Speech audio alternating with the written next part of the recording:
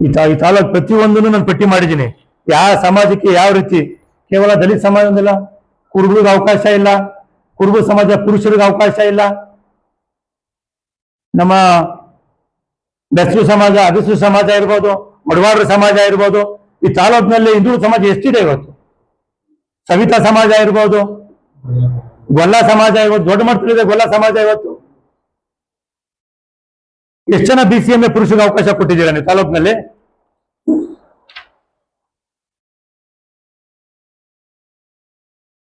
BCMA lady ತಾಲೂಕಿನಲ್ಲಿ 73 ಜನಕ್ಕೆ ಅವಕಾಶ ಕೊಟ್ಟಿದ್ದಾರೆ. BCMB ಜೆಂಟ್ಸ್ 36 ಜನ ಕೇವಲ. ಅದು ಎಲ್ಲಿ ಯಾರಾದ್ರೂ BCMA ಪ್ರಬಲವಾಗಿ ವಿರೋಧ ಪಕ್ಷ ನಾವೇ ಅಂದ್ರೆ ಅಲ್ಲಿ ಇಲ್ಲಿ ಲೇಡೀಸ್ ರಿಸರ್ವೇಶನ್. ಯಾರಾದ್ರೂ SC ಪ್ರಬಲವಾಗಿ ವಿರೋಧ ಪಕ್ಷ ಅಂತಂದ್ರೆ ಅಲ್ಲಿ SC ರಿಸರ್ವೇಶನ್, ಜೆಂಟ್ಸ್ ಹಾಕಿಲ್ಲ. ಸುಮಾರು ಪಂಚಾಯತಿಗಳಲ್ಲಿ ಉದಾಹರಣೆಗೆ ಜಗತ್ಕುಪ್ಪೆಯಲ್ಲಿ ಪುರುಷರಿಗೆ ಅವಕಾಶ ಇಲ್ಲ, SC ST ಸಮಾಜ ಪುರುಷರಿಗೆ ಅವಕಾಶ ಇಲ್ಲ.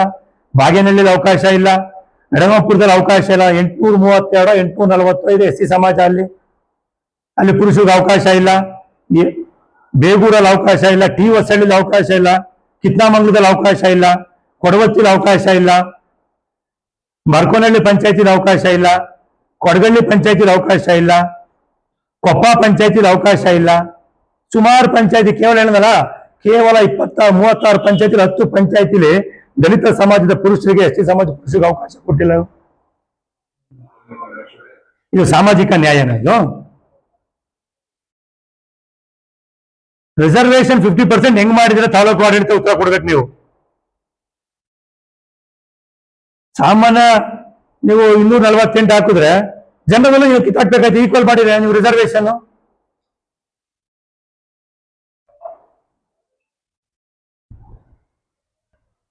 ನಾನು BCMB ಹೇಳ್ತಿಲ್ಲ, BCMBಲೂ ಅಷ್ಟೇ. BCMB ಕ್ಯಾಟಗರಿಲಿ SC ಸಮಾಜದವರು, ST ಸಮಾಜದವರು, ಹಿಂದುಳಿದವರು ನಿಂತ್ಕೊಳ್ಳಿಕ್ಕೆ ಅವಕಾಶ ಇಲ್ಲ. BCMA ಅವ್ರು ನಿಂತ್ಕೊಳ್ಳಿಕ್ಕೆ ಅವಕಾಶ ಇಲ್ಲ. ಅದೆಲ್ಲ ಗೊತ್ತಿರೋ ಸತ್ಯ. ಅದು ಯಾರು ಮೇಲ್ಜಾತಿಯವರು ಆರ್ಥಿಕವಾಗಿ ಹಿಂದುಳಿದೀವಿ ಅಂತ ಒಂದು ಸರ್ಟಿಫಿಕೇಟ್ ಮಾಡಿ ನಿಲ್ಸ್ಕೊಳ್ಳುವಂಥದ್ದು. SC ಸಮಾಜಕ್ಕೆ ಅವಕಾಶ ಕೊಡ್ತಾರ? ಅಲ್ಲಿ ST ಸಮಾಜಕ್ಕೆ ಅವಕಾಶ ಕೊಡ್ತಾರ? ಕೊಡಲ್ಲ. ಅದನ್ನ ಹಿಂದುಳಿದವರೆಗೆ ಸೇರಿಸ್ಬಿಟ್ಟಿದ್ದಾರೆ. ಅದನ್ನ ಬಿಟ್ಟು ನಾನು ಹೇಳ್ತಾ ಇದ್ದೀನಿ, ಹೊರತುಪಡಿಸಿ ಹೇಳ್ತಾ ಇದ್ದೀನಿ. 5 ವರ್ಷ ಈ ಒಂದು 26 ಜನ ಪ್ರತಿಭೆಗಳಿಗೆ ಬಿಟ್ಟರೆ SC ಸಮಾಜದ ಪ್ರತಿಭೆ ಇನ್ಯಾರಿಗೂ ಅವಕಾಶ ಇಲ್ಲ. 35,000 25-30,000 ಪಾಪ್ಯುಲೇಷನ್ ಇರುವಂತ SC ST ಸಮಾಜಕ್ಕೆ ಕೇವಲ 26 ಜನ 26 ಗ್ರಾಮ ಪಂಚಾಯತಿಲಿ ರೆಪ್ರೆಸೆಂಟ್ ಮಾಡ್ತಾರೆ ಅಂತಂದ್ರೆ ಎಷ್ಟು ಮಟ್ಟಿಗೆ ನಾವು ಅವ್ರನ್ನ ಇವತ್ತು ಲೈನ್ ಲೈಟಿಗೆ ತರ್ತಾ ಇದ್ದೀವಿ. ದಯಮಾಡಿ ಮಾಧ್ಯಮದವರು ಇಂಥ ವಿಚಾರಗಳನ್ನ ಎತ್ತಿಡಬೇಕು. ಅದ್ರ ಜೊತೆಗೆ ಗೈಡ್ಲೈನ್ಸ್ ತಾಲೂಕಿನಲ್ಲಿ ಚುನಾವಣಾ ಆಯೋಗ ಏನು ನಮ್ಮ ಸರ್ಕಾರ ಹೊರಡಿಸಿದ ಸುತ್ತೋಲೆನ ಯಾವುದೇ ಕಾರಣಕ್ಕೂ ಇವತ್ತಿನ ತಾಲೂಕಿನ ಚುನಾವಣಾ ಅಧಿಕಾರಿಗಳು ಗೈಡ್ಲೈನ್ಸ್ ಫಾಲೋ ಅಪ್ ಮಾಡಿಲ್ಲ. ಇಲ್ಲಿ ಕ್ಲಿಯರ್ ಕಟ್ ಆಗಿ ಹೇಳ್ತಾರೆ, ರೊಟೇಷನ್ ಪದ್ಧತಿ ಯಾವ ರೀತಿ ಇರಬೇಕು ಅಂತ ಹೇಳ್ತಾರೆ. ಬಹು ಸದಸ್ಯರನ್ನು ಹೊಂದಿರುವ ಕ್ಷೇತ್ರಗಳಿಗೆ ಸ್ಥಾನಮಾನಗಳನ್ನು ನಿಗದಿಪಡಿಸುವ ಸಮಯದಲ್ಲಿ ಈ ಕೆಳಕಂಡ ಅಂಶಗಳನ್ನು ಗಮನದಲ್ಲಿ ಇರಿಸಿಕೊಳ್ಳಬೇಕು ಅಂತ ಹೇಳುತ್ತೆ. ಬಹುಸಂಖ್ಯಾ ಒಂದು ಗ್ರಾಮ ಪಂಚಾಯತಿ 3 ಸೀಟು 4 ಸೀಟು ಒಂದು ವಾರ್ಡಲ್ಲಿ ಇದ್ರೆ ಅವು ಬಹುಸಂಖ್ಯಾ ಕ್ಷೇತ್ರ. ಅವು ಆ ಕ್ಷೇತ್ರಗಳಲ್ಲಿ ಮಾನದಂಡ ಇದೆ.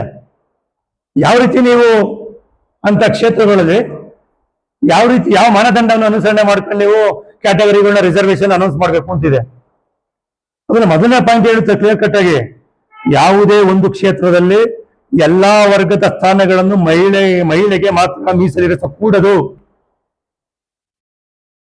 ಜನರಿಗೆ ಅರ್ಥ ಆಯ್ತು ಅಂತ ಅನ್ಕೋತೀನಿ. ಯಾವುದೋ ಒಂದು XYZ ಒಂದು Z ಪಂಚಾಯತಿ, ಆ ಕ್ಷೇತ್ರದ 4 ಕ್ಷೇತ್ರ ವಾರ್ಡ್ 4 ಜನ ನಿಂತ್ಕೋಬಹುದು. ಆ 4 ಜನಕ್ಕೂ ಒಬ್ಬರೇ ಮಹಿಳೆಗೆ ಮೀಸಲಿಡಂಗಿಲ್ಲ. ಸಾಮಾನ್ಯರಿಗೂ ಒಂದು ಅವಕಾಶ ಕೊಡ್ಬೇಕು. ಅದರಲ್ಲಿ ರಾಜಕಾರಣ ಷಡ್ಯಂತ್ರಗಳು, ರಾಜಕೀಯ ದಮನಕಾರಿ ವಿರೋಧ ಪಕ್ಷದವ್ರನ್ನ ಯಾವ ರೀತಿ ದಮನ ಮಾಡಬೇಕು ಅಂತ ರಾಜಕೀಯ ಪಕ್ಷ ಷಡ್ಯಂತ್ರ ಅಂದ್ರೆ ಸುಮಾರು ಪಂಚಾಯತಿಗಳ ಉದಾಹರಣೆ ಎಲ್ಲ ಮಾಧ್ಯಮದಲ್ಲಿ ಎಲ್ಲರೂ ಹೇಳಿ ಕೆಲವೊಂದು ಉದಾಹರಣೆ ಕೊಡ್ತೀನಿ. ಈಗ ನಮ್ಮ ಉತ್ರಿದುರ್ಗ ಹೋಬಳಿ ಪಂಚಾಯತಿ ಕೆಮ್ಮನಹಳ್ಳಿ ಒಂದು ಉದಾಹರಣೆ ಕೊಡ್ತೀನಿ. ಸುಮಾರಾದ ಅಲ್ಲಿ ಯಾರಾದ್ರೂ ವಿರೋಧ ಪಕ್ಷದ ಗಂಡಸರು ಬಿಗಾಗವ್ರೆ ಅಂತಂದ್ರೆ ಇವ್ರಿಗೆ ತಾಕತ್ತಿಲ್ಲ ಫೇಸ್ ಮಾಡಕ್ಕೆ. ಗಂಡಸ್ತನ ರಾಜಕಾರಣ ತಾಲೂಕಲ್ಲಿ ನಡೀತಿಲ್ಲ. ವ್ಯವಸ್ಥೆಗಳನ್ನ ದುರುಪಯೋಗ ಪಡಿಸ್ಕೊಂಡು ಯಾವ ರೀತಿ ವಿರೋಧನ ಮಟ್ಟ ಹಾಕ್ಬೇಕು ಅನ್ನೋದು ಈ ಬೃಹನ್ ಮೇಲೆ ನಾಟಕ ನಡೀತಾ ಇರೋದು ತಾಲೂಕಿನಲ್ಲಿ. ಗಂಡಸ್ತನ ರಾಜಕಾರಣ ಮಾಡಿದ್ರೆ ಚಾಲೆಂಜ್ ಮಾಡ್ತಿದ್ರು, ಕ್ಯಾಟಗರಿ ಬಗ್ಗೆ ತಲೆ ಕೆಡಿಸ್ಕೊತಿರ್ಲಿಲ್ಲ, ಕಾನೂನು ರೀತಿ ಹೆಂಗಿದೆ ಬಿಡ್ಬೇಕಿತ್ತು.